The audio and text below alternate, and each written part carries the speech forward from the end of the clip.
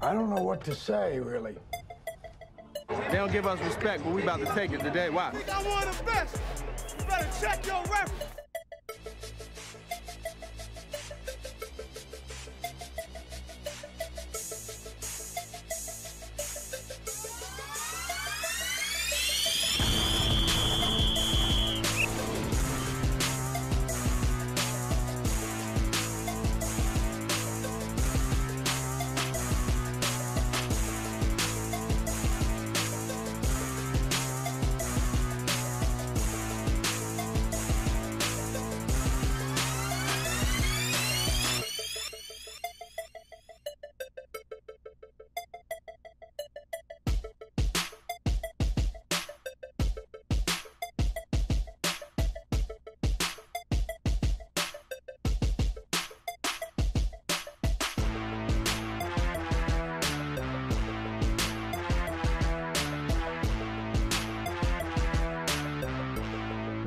One inch at a time. You find out life's this game of inches. Now, what are you gonna do? Ice up, son. Ice up.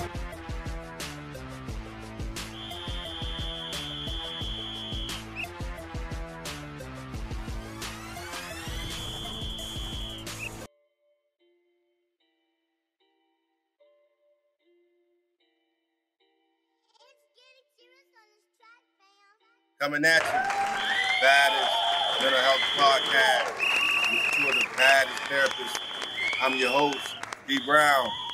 Hey, it's your co-host over here, Dame, not your average therapist. You know, we doing something a little bit different today, D.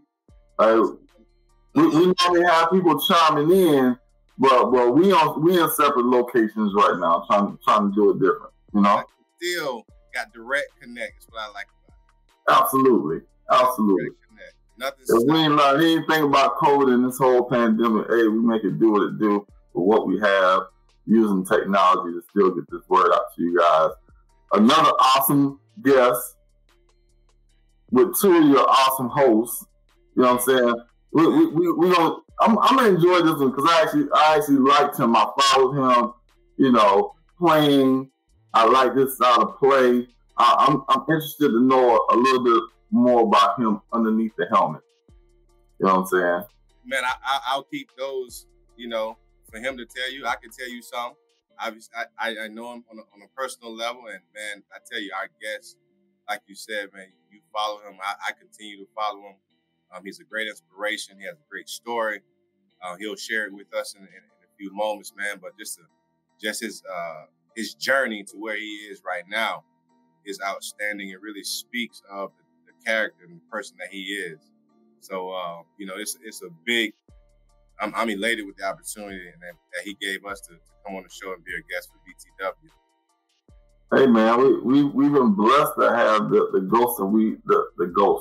guests that we've had so far, you know, on the show, you know, being vulnerable, transparent in their stories, not only what we see and hear on the news outlets and sports outlets, but also, you know, what they deal with on a daily basis and what they continue to deal with even off the field.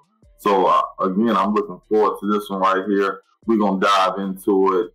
You know how we do it here on Blow the Whistle. We keep it raw, uncut. You know, we educating you guys all at the same time, being relaxed, being who we are, you know, as black men, first and foremost, but also being black male therapists. Man, you know, so we don't have to make mental health a stigma. We don't have to make it carry a negative connotation. We don't have to do that. You know, we have the power to change, you know, the effect of a word, phrase, or whatever it may be. So we don't have to do that. Mental health you can't be in a relaxed situation, as you said, or environment and talk about it. It doesn't have to be a drawn out, serious, emotional experience every single time. Mental health is just as we talk about the gym and our physical health. You know, you're not weeping and crying when you're talking about doing curls and triceps and running on the treadmill, doing all those. I mean, you know, you talk about those things and you get motivated more. So to talk about our mental health, man, it's the same for me, man. It's a joyous occasion because every experience that I'm able to do something like this, I know that I'm doing something with someone else that we both probably have not had a very consistent practice of doing, and that's knowing how to communicate, knowing how to express myself, still feeling like, you know, an adult or a man or whatever the case, whatever the title that we give ourselves, the dignity, you know, the dignity, our self, you know. So, man, I get elated with these experiences because it helps me. And like I said, I know for certain, especially the people in my circle, you know, we don't express very well. And so anytime that this occurs, I'm all for it. Absolutely, absolutely. Like you said, man, we get raw, uncut. We're expressing emotions. You know, sometimes it's a full range, right? We got the happiness, we got the sadness, we got the anger, we got the fear. You know, all those things, and some of those emotions we weren't taught as young men growing up. We didn't have that role model to say that it's okay to be fearful of something. It's okay to be sad. It's okay to be angry. You know, but it's all about how we express it. And with this podcast and with this platform, we provide you guys the insight on some of your favorite household names and how they dealt with, you know, their tragedies and turned them into triumphs.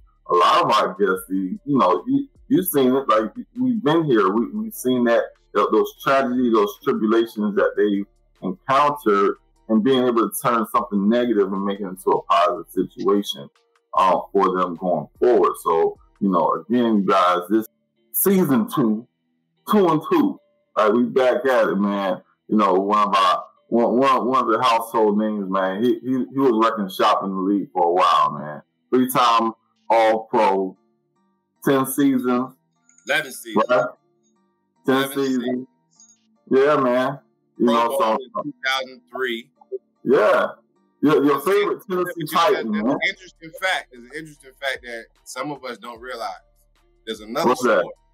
There's another sport he competed at. We're gonna ask about that. Hey, yeah, we're gonna talk about that one. We're gonna talk about that one. That's an unknown fact right there, for sure. That's interesting. You know, a 10-year NFL linebacker, Tennessee Titans, New York Giants. You know, one of my favorite linebackers. You know, for sure, Keith Bullock is definitely in the building. You know, Dee, I know you have your own personal relationship with him. Bullock. Yeah.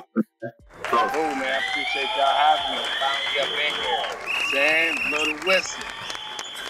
Absolutely.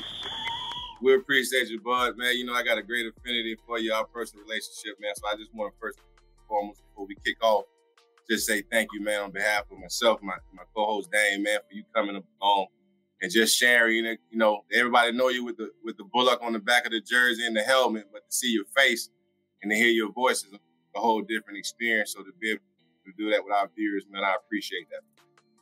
Oh yeah, man, I've been watching you fellas do your thing the last couple of years with this podcast. I remember when y'all started it, and see where, you know, y'all come with the different guests that y'all have had on. It's very you know, therapeutic. Just sometimes just to hear other people and what their situations are, and to be able to be a contributor to the podcast. I appreciate you, you know, thanking me in that capacity.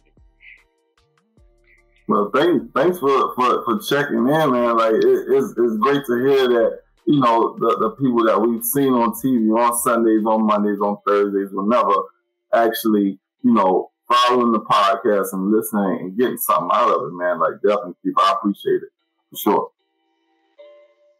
You know, just talking about the whole, we're advocates for mental health. Obviously, this is what the whole piece is about, using athletes to kind of talk about, you know, some of the struggles as well.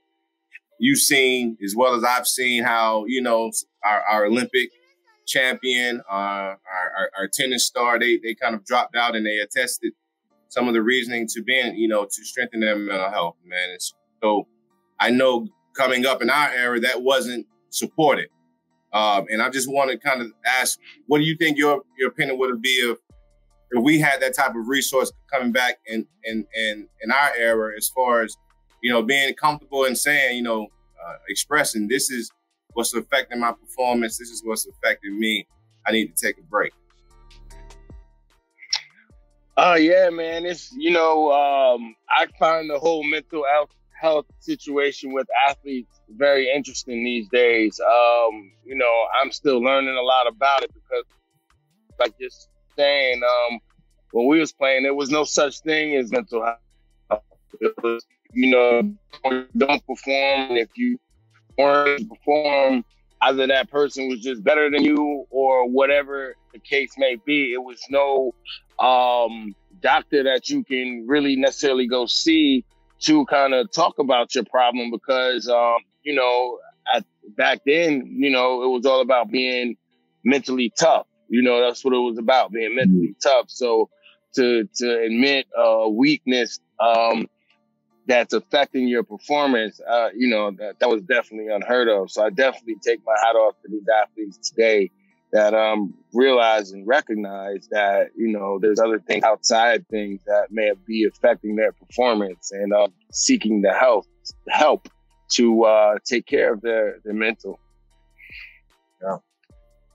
Yeah, absolutely.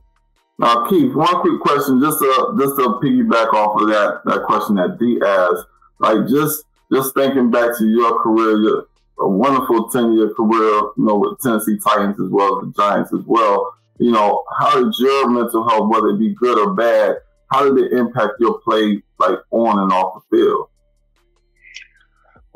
Well, I feel the game of football is a very mental sport. You know, a lot of it is a mentality that you bring to the field. So, I guess I was one of those players as a defensive player. I'm really trying to check in on my opponent's mentality, because if he don't have the right mentality, you know, it's going to be a long day for him, and he's probably going to tap out. And, you know, hopefully he's one of the better players on the team, because we don't need him to finish the game. So whatever gets him out of there is better. But, yeah, I feel that, you know, especially playing in the NFL, man, like, you have, you know the saying, you have to have your mind right. That means certain things for certain people.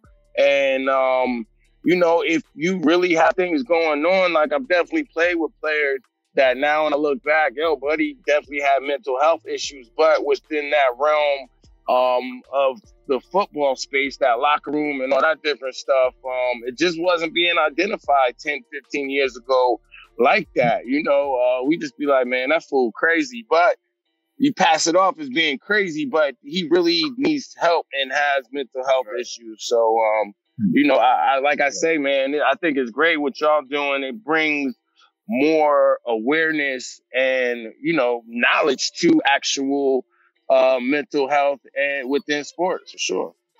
Absolutely. Appreciate it, Keith. Now, my question is kind of, we're going to pass the baton to the next question, and it kind of relates to what we're talking about here. Now that you talked about the mentality, I'm glad you brought it up. The mentality. How do we, and I know we'll go on and talk about your entrepreneur journey and all the things you've been able to accomplish post-career. How do you take, or do you take that same, like you said, mentality from on the field to trying to pursue greatness or happiness or peace or whatever it is off the field? There's some dangers to that because of that mentality that you're talking about, that we have to play like something a little ticked off about. You can't have that. So the transition, you know, the transition is tough. Yeah. You know what I'm saying? And did you experience some of that happen? You know, did you have to kind of reprioritize what you feel as grind when it comes to now being a corporate man, a business person, to what the mentality was when I put on the cleats? You know, is it possible? Man, D, but you know, like, look, you know, we're fortunate. At school, I think I got all that stuff out of my system. I think when you go to college, you kind of learn, it's really a microcosm to the real world. You know, college, you're just like at a smaller real world where there's more boundaries and, you know, you can't really get. But with that being said, I say all that to know when I got out the league, and started pursuing business and those different things. I was using that when I was playing, but you see the type of person that you're dealing with, and you see how they're going to go about their business. At the end of the day, they're trying to win too, but in a different way. And you know, you can't use that football mentality off the field, because you would have been done smack somebody and been in jail once they, you know what I'm saying? So there definitely is a fine line that, you know, and it's very interesting to me too. We, like, going through sports, playing football. I don't even care if you played at the collegiate level, high school level, whatever it is. We're just different. You know, when it comes to getting things done, we approach tasks different. We're task-oriented people. Most athletes are task-oriented. You know, you give us a task, we're going to get it done because that's what we know to do. So when you get into the regular world, I find a lot of times frustrating that people don't operate at the rate that I do. You know, I'm like, y'all been in this work world for 15, 20 years, and y'all like, what? Like, you know what I'm saying? So those are the frustrations that I have. Like, the expectation is put so high on us, but these people been out here faking it the whole time and ain't really performing like they, you know, are leading on to be. So I feel like that's a frustration for me. So Keith, how has life changed for you as far as, and you mentioned business, and we'll definitely get into, you know, your endeavors, but how has it changed for you since retiring, and how you're addressing your own mental health? Because like you said, it's a different struggle at this point. It's a different beast in a sense from going from on the field to being in corporate America, a business owner, entrepreneur, a family man as well. How you address your own stuff now, that your own stress, your own battles that you deal with on a daily basis? Well, man, I've been retired now 10, maybe 11 years, whatever it has been. But you know, last year was in New York. I'm from New York. I always have a place in New York. So when I didn't play that first year or two, I'm doing what we do in New York. You know what I'm saying? I'm out hanging out. I'm kicking it. You know, meanwhile, you know, I got kids and stuff like that. So I was still doing like the NFL lifestyle without being in the league. And I remember, man, it was like 1-2 Wednesday night. I was like, what am I doing here? Like, I'm looking around, like, what am I doing here? You know what I'm saying? So, like, realistically, like a couple months later or whatever have you, I realized, you know, it just wasn't conducive to the person I wanted to be. Although I was still, you know, going to school and doing those things, that I just wasn't as focused as I felt I needed to be to get to where I want to go. And that's just like anything, sports or the work world, what have you. So I guess those traits that I had as an athlete allowed me to be successful as an athlete kind of kick in once, you know, I saw I wasn't, you know, doing the things that would get me to my goals post-career with the speed that I wanted to get there. Right. And that's like a personal realization, and not everybody realizes that about themselves, and maybe sometimes it's too late or they just feel like they're doing the right thing. But I think a lot of times, man, we're given a lot of things and, you know, or earn a lot of things. Sometimes you got to be honest with yourself, because the people around you, they ain't always going to be honest with you. Yeah, man, that's powerful, man. That's a whistleblower moment right there, D. It is a whistleblower moment. It really is, because a lot of us, I won't say a lot of them, a lot of us need to have that mentality, man. And you know, I don't ever use. You were blessed to be able to have the mentality of, like you said, sitting in that lounge on a Wednesday night, like, what am I doing here? So you saw value in yourself. Everyone doesn't see that. In the midst of what we can call chaos, people have a hard time finding the value in themselves to be able to move forward. You were able to do that. But it doesn't surprise me, because that's kind of how you've been all the way growing up. You know, your family life wasn't as traditional, let's use that word, as everyone else's. But you used it, you still, although not bloods, you still had what you call family, and used that for a healthier mindset and mentality, perseverance, determination. All those things are some of the things that you were able to do. And it just speaks of, you know, the mental strength that you have to have. And like I say, man, everybody does not have that, and we need it, but everybody does not have that. Good stuff. So Keith, talking about where you at right now, business venture wise, we know you got a business. Giving back to that community, and then coming in for coffee, and he wasn't selling it. Then he ended up selling coffee and created a whole coffee restaurant concept, which is now Just Love, that I invested in, as well as my former teammate, Chris Johnson, he has one in Clearmont, Florida. So, you know, life after football. But yeah, that's one of the things that I did here locally. And one of the other reasons to do it, my kids, I got 3 little girls.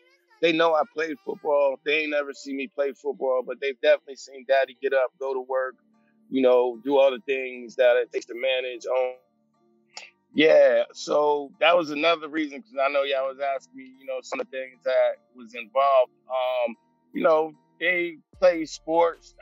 If they want to be athletes, that's cool. That's on them. But I'm definitely doing some things to leave for them, like some legacy type stuff, man. You know what I mean? We've had to work, and we still working to get something. Nothing has been left for us. That doesn't mean our parents didn't try and provide. They just didn't know better or necessarily know how to go about it to leave us what they wanted to leave us. Some may have, some didn't. I know my family didn't. So I'm starting, you know what I'm saying, to do that for my kids, because at the end of the day, you know, I was blessed to make a lot of money and all that, but, you know, it don't mean too much once you do all the things that you wanted to do, and now you're figuring out, you know, what's up. And what's up is family, so got to take care of them. Absolutely. KB, there's something that I got to ask. I thought I knew you. I think I do. You know me, boy. But I wanted to know we talk about mentality here. I wanted to get your mentality on when you made the decision to be an American curler. Oh, man. Hey, man, you know what? What was my mentality? My mentality was like, all right, you know what I'm saying? The homie Jared Allen, man, you know, defensive end, played for the Chiefs, played for the Panthers, played for the Vikings. You know, Jared Allen, future Hall of Famer. So he moved to Nashville a few years ago, and I guess he was looking for property. Our kids go to the same school. I've seen him a couple times. He already wild. So he was like, yo, I'm looking for property over in your area. And he's like, by the way, you know, you want to join my curling team? And I was like, you know, I had curled before because I worked in Toronto when I retired. So the office party, like the first ever office party I went to, was at a curling spot, curling facility. You know what I mean? So I was familiar with it. So I was like, cool. And then he had Mark Bolger, who was the quarterback for the Rams and the Ravens. You know what I'm saying? And then we needed a fourth.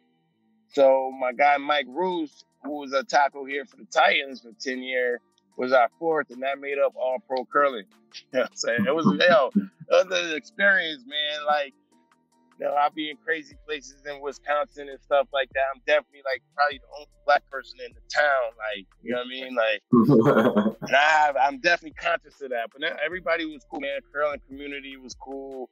I think they were happy to have us there, you know, just taking interest in that sport. But it was short-lived. We were trying to go to the Olympics. We did put in a lot of practice and stuff. But then once COVID came around, kind of shut things down. You know what I'm saying? But I'm done with that. Move on. How you dealing with this whole COVID pandemic piece? Man, it's crazy, man. You know what I mean? Like, I feel like there's always something in our society to put us at odds, whether it's rich, poor, black, white, Democrat, Republican, vaccinated, non-vaccinated. You know, for me, I feel like this is a personal choice. You know, if you get it, that's great. If you don't get it, that's great. You know, you just have to do what's best for you and your family at this time. And if you feel that's getting the vaccine to, you know, boost up your antibodies so you don't get as sick, because the vaccine isn't there to prevent COVID. It's just kind of is there to be a buffer. When you get it, you don't get that sick. You're not in ICU, all those things that you've been seeing over the past year. And then you want those people that want to take their chances, then so be it. I just think that we just need to come together as people. There's too much craziness going on to be fighting over some BS every other month. They always got us at odds, man. So I just say, yo, wear your mask if you want to. Be safe. Don't be coughing around me, though. You know what I'm saying? Right. Give me my 6 feet. Whatever you want to do. I don't care. Right. So switching gears a little bit, Keith, I wanted to ask a question. I wanted to know who gave you like the most difficulty during your playing career, whether that's from a physical perspective or from like a psychological perspective, like you had to get up for this person every time you played them. What opponent kind of got in your head? What opponents you felt like you got in their head? I don't necessarily know if I got in anybody's head. I don't know if I was an intimidated player. I just know that when players went against me, they're aware of my skill level. You know what I mean? Like a Ray Lewis, I look at somebody, he's gonna intimidate you. A Donovan Darius or them type, because they're gonna smack. You know what I mean? My skill level was all the way up. So I just know that they knew that they had to be on point. Vice versa. You know, if it's playing against an Edgerrin James or Fred Taylor or Adrian Peterson, or if it's, you know, someone up and coming running back, you know, you're going to get up for those guys, but I got to get up for up and coming running back too, because he knows who he's going against. So he's trying to make his name off me. And my thing was, I'm not trying to be on nobody's highlight tape, although you can't help it. You know what I'm saying? In the NFL, you can't help it. Everybody on somebody's highlight tape. Right. And like, man, I was just, you know, I wanted to be the best player on the field, offense or defense. And that was very hard, very, very hard, especially if I had Steve in there, Eddie George, Javon Curse already on my team. So I'm really happy to go out there and have a real big game. You know what I'm saying? So I think with that mentality, it definitely carried me through. I always had a mentality, even when I played with Chris Johnson, my running back is the best running back. Ain't no running back gonna have a big game. My running back's gonna have the best game. So I defensively try and hold it down for the offense. But yeah, like I think a few, you know, those running backs was always, man, playing in space. D Brown will get you. D Brown will put you. We didn't check those highlights. We seen them. D Brown will chop you up and spin up. Hey. But yeah, man, anybody in space, man, space in the NFL. If you can play in space on defense in the NFL, it's gonna be tough. But like those big time running backs, man, you know, I knew it wasn't just gonna be me. So it'll really start on Wednesday when we get the game plan, go on the film. You know, before we break that first huddle, I'm like, look, it's gonna take all of 11 of us to get this, you know, get this dude down. He a beast. Like we ain't taking nothing from nobody because everybody is a beast, but it's not just my mentality. As a lead, I got to get the whole defense mind right. So that's how we win and intimidate. Hey, B, man, I appreciate you again, man. You know, you did an awesome job in sharing, being transparent with us. You know, just being open, guys. And that's what, you know, we look at 3 black men talking about mental health, and that's a very rare occurrence in our society. And like you said, that's part of us. When you say us, we just got to get together. You know, that's part of it. You know, being able to have these type of intimate conversations and be real about it, but be in a relaxed environment where, you know, the people who are going to be listening, our audience, can really get something out of it, man. So I just appreciate your heart, buddy. I'm proud to say you're a friend and to be able to witness you from a young man to who you are now, bro. It's just, it just, you know, beams me up every time I see one of my old boys, man, who are doing great things. And you are one of them. I appreciate it. Yeah, I appreciate y'all. I appreciate also this platform, man. Speaking about, you know, it's the last thing I'll say. Just the other day, talking to one of my employees, you know what I'm saying? You know, he's a young kid. He's just talking about how he goes about things. He might be a little too aggressive, this, that, and the other. But what you said, like to be able to have a forum to just for him to even speak about that, you know what I mean? And that's what y'all are doing. Is giving people a platform to speak and get things off their chest. They might want to speak about it, but they don't got nobody to speak about it to or feel no one to listen. So what y'all boys are doing is great, and that's what's up. Commend you. We appreciate you. Appreciate it, definitely. Man, check us out, guys. You seen it, ladies and gentlemen, Keith Bullock. You're back on the show. Check him out. Entrepreneur, businessman, father. Just a good old person, man. Appreciate you, boss. All right, fellas. Yeah, make sure you go check out the Just Love Coffee Shop, man. We're going to definitely have to take a trip real quick, D, up to Tennessee. You know, it's a quick flight, man. Let's go check it out. Make sure y'all go and follow that as well. Just Love Coffee Cafe. And is it Franklin, Tennessee, right? Yes, sir. We got 25 franchises across the country, but my shop's in Tennessee. You know what I mean? You in Tennessee, go get there and sell out. Word. All right, appreciate it. All right, man. Appreciate it again, man. Good stuff, man. Yeah, man. You know, good stuff. I was happy to hear about some of the things he's doing and his mentality. And I was interested to, you know, like I said, I thought it was so organic how he just kind of talked about, you know, his mentality on the field and trying to transition that to off the field. Because, you know, he talks about things that everyday people, not just athletes, everyday people deal with. And like he said, his worker, you know, had a platform. What if he didn't have that platform? You know what I'm saying? Unfortunately, for some of us, we wouldn't have saw him the next day.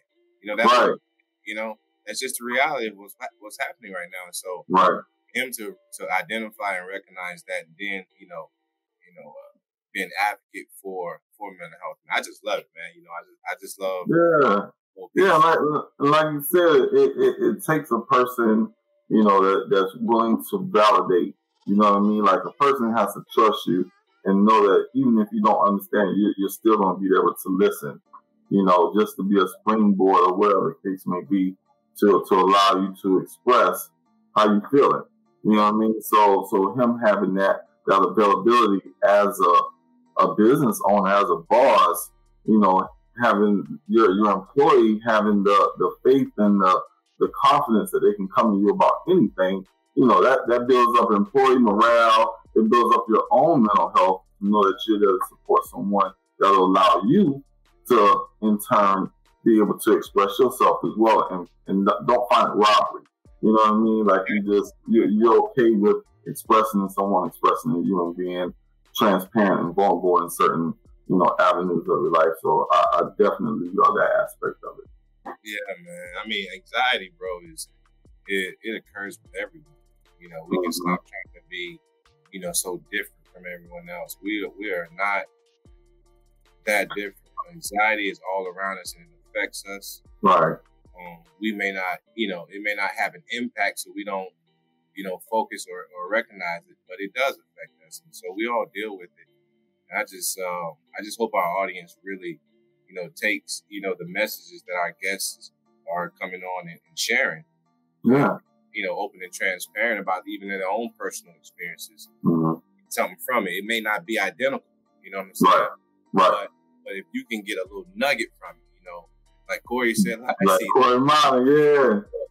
I ain't gonna read the whole book. I just get a little nugget. So even if you don't listen to the whole interview, I hope you do. Exactly. If you don't, get a nugget out of what they're saying, because I'm telling you, it's genuine and it's coming from the heart. You know, I'm not picking, you know, we're not asking any old guests just to come on. We're asking people who don't have a platform, have a voice, and have an open and good heart. So, you know, I just think it's the start of a great thing, Bo. Right. And like you said, you know, they're coming on, you know, as guests, but also being advocates, and they're taking their time out. You know what I mean? Like we don't got the budget yet. You know what I'm saying? We ain't throwing them dollars and say, hey, come on this podcast. Now they're like, okay, word, like 2 young black male therapists doing it. I'm co-signing on it. I agree. I love what you guys are doing. Every guest that we've had, and they continue to express they love what we're doing, because this is giving them an outlet as well. Like Keith said, he's been following, and I didn't even realize he was following us and watching the episodes. So you never know who's really watching and taking heed to the information that myself and Dee are giving, but also the guests that come on and being able to express their stories and, you know, their emotions and where they're currently in their thought processes. So, you know, all in all, man, like I'm loving it. I'm loving it. 2 down. So many to go. So many to go. Make sure you check us out. We're going to leave you guys. So please go and subscribe to YouTube.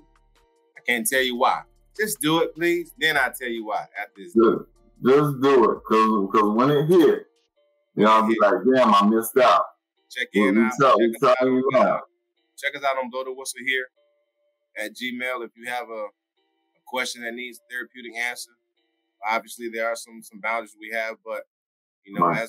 as life coaches and advocates for mental health, we can, you know, share some things with you if that's the case. Or just follow us on IG. Whatever it is, get your social media out. You know, it's just a click of a button.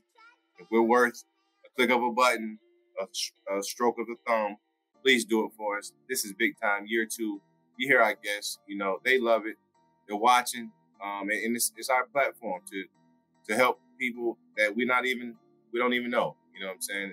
And don't even know. That's what we love about it. We all over, man. You know, East Coast, West Coast. PTW. Make sure you follow it. All the social media platforms. You know? Just won around Brown.